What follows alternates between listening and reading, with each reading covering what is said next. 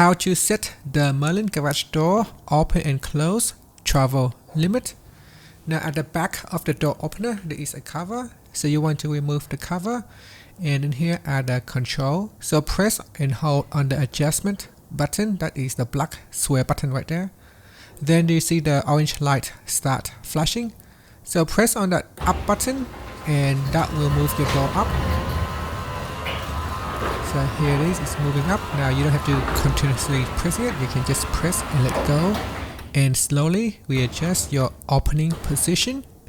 Once you are happy with the height, so you can see there, I can slowly press it up, and once you are happy with the opening position, you can then press on the square button, the black button, or the adjustment button. And after that, the light starts to flashes on the bottom, so you press on the down button, and that will allow you to set the close position of the garage door. So here you can slowly readjust the door, so we can now go slowly, go down, and then down, then down, then down.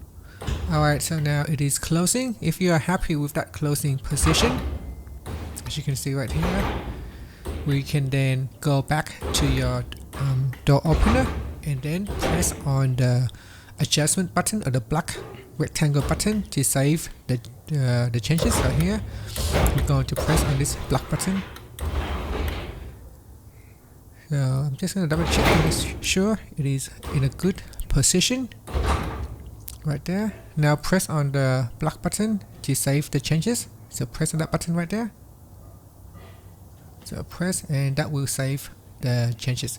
Next we need to set the door to learn the forces. So here pressing on the up button to allow the door opener to learn the opening forces. So that is the opening forces without any obstruction. Then we need to press on the down forces.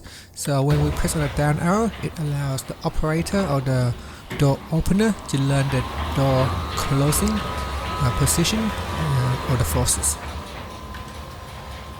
So now it is closing, and then after it's finished, you don't have to do anything else. It will automatically save. At this point you can simply just close the back cover. Now use your remote and test out your garage door. And that's it. Thank you for watching.